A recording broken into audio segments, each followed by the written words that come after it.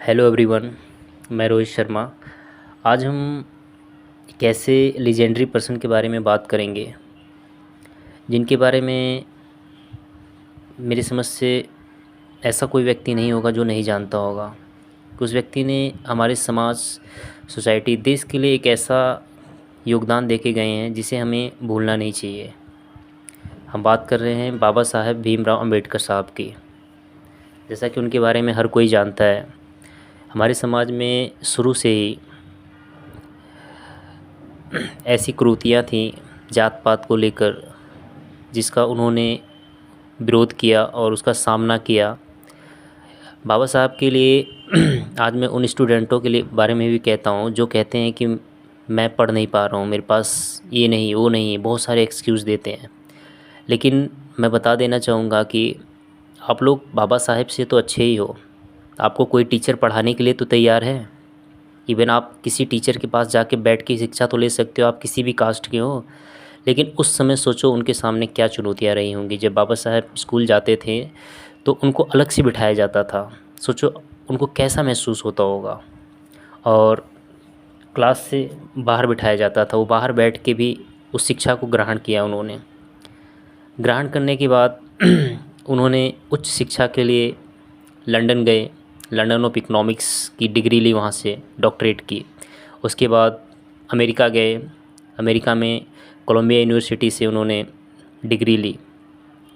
तो हम कह सकते हैं कि ऐसे व्यक्ति जिन्होंने समाज में जिसे पढ़ने का भी अधिकार नहीं था, उस व्यक्ति ने कैसे कैसे शिक्षा ग्रहण, जिसके अंदर चाह हो ना पढ़ने की, वो कहीं से भी अपने रास्ते निकाल ही लेता है। जैसे बाबा साहब से हमें सीखना चाहिए। उनके अंदर एक लगन थी कि मुझे पढ़ना है।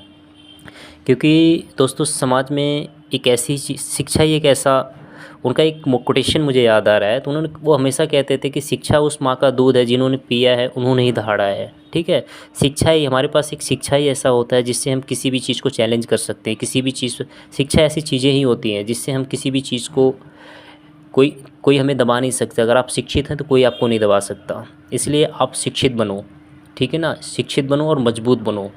ठीक है। बाबा साहब के बारे में मैं बताना चाहूँगा। बाबा साहब ने कोलंबिया यूनिवर्सिटी से शिक्षा तो प्राप्त की, लेकिन आज भी आप देखोगे, कुछ दिन पहले कोलंबिया यूनिवर्सिटी में सेंसेक्स हुआ था, वहाँ पे सर्वेक्षण किया गया।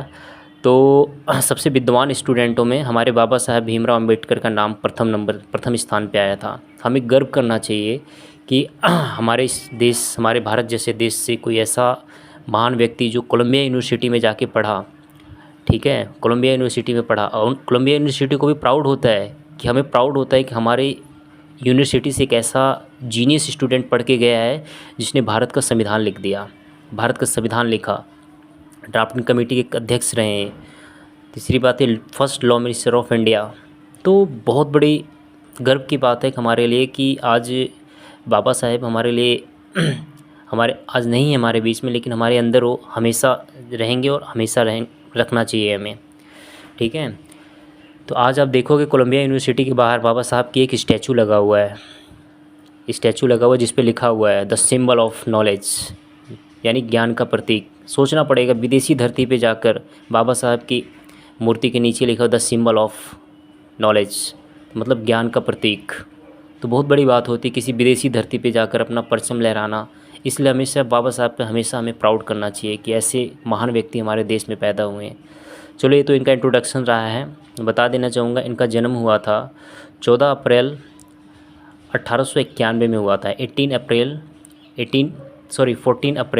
1891 में हुआ था। ठीक है। ये इनका जन्म महार परिवार में हुआ था।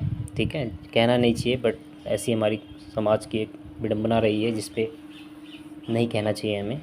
ठीक है। मैं बताना चाहूँगा बाबा साहब को हम जानते हैं बी आर अम्बेडकर, इनको एक अलग नाम से जाना जाता है, बाबा साहेब के नाम से, प्यार से हम इन्हें बाबा साहेब कहते हैं। तो मैं बता देना चाहूँगा कि अमेरिका में ही अभी हाल फिलहाल में ही एक स्टैचू बनाया जा रहा है इनका, स्टैचू ऑफ इक्वालिटी। इक्वालिटी क्यों इन्होंने इक्वालिटी, समाज में एक समानता की बात की थी, इसी वजह से इनका एक स्टैचू बनाया जा रहा है, स्टैचू ऑफ इक्वालिटी। ठीक है ना। बता दूं इक्वालिटी कहाँ पे, अमेरिका में मैरीलैंड नाम का एक स्टेट है, मैरीलैंड में। ठीक है, वहाँ पे एक सिटी हैगा जिसका नाम है एकोकुक नामक एक सिटी में ठीक है ना। मैरीलैंड है, मैरीलैंड में एक सिटी आएगा जहाँ पे एकोक सिटी आएगा, जहाँ पे क्या बनाया जा रहा है, बाबा साहेब का एक 19 फीट का, बता देता हूँ मैं आपको, अभी तक का सबसे ऊंचा 19 फीट का क्या बनाया जा रहा है, स्टैचू ऑफ इक्वलिटी बनाया जा रहा है। चलो हम एक बार देख लेते हैं कि मैरीलैंड है कहाँ अमेरिका में। जैसा कि हम देख लेते हैं, यहाँ पे ध्यान से देखते हैं भाई, ये आपका वाशिंगटन डीसी है बेटा, ये रहा वाशिंगटन डीसी। वाशिंगटन डीसी से लगभग 35 किलोमीटर की दूरी पे मैरीलैंड ये हैगा, ठीक है ना। यहाँ से 35 किलोमीटर की दूरी पे मैरीलैंड है, ठीक है ना। तो यहाँ पे इनका क्या बनाया जा रहा है, स्टैचू ऑफ इक्वलिटी बनाया जा रहा है, क्योंकि इन्होंने समाज में समानता की बात की थी, इसी वजह से स्टैचू ऑफ इक्वलिटी 19 फीट की अभी तक की सबसे ऊंची मूर्ति इनकी बनाई जा रही है, ठीक है। ये मेंबर ऑफ ड्राफ्टिंग कमेटी के अध्यक्ष रहे हैं, ठीक है ना। After independence first law minister of India, Bharat के पहले कानून मंत्री रहे हैं, ठीक है बेटा। उसके बाद इनकी डेथ जो हुए था 6 दिसंबर 1956 में हुआ था, ठीक है। और मैं थोड़ा सा बता देना चाहूँगा कि ये जो स्टैचू है बेटा, स्टैचू ऑफ इक्वलिटी जो बनाया जा रहा है, वो बनाया जा रहा है राम सुतार के द्वारा बनाया जा रहा है। अभी राम सुतार कौन है बेटा, राम सुतार एक वही व्यक्ति है जिन्होंने स्टैचू ऑफ यूनिटी को बनाया था। क्या बनाया था, स्टैचू ऑफ यूनिटी को बनाया था।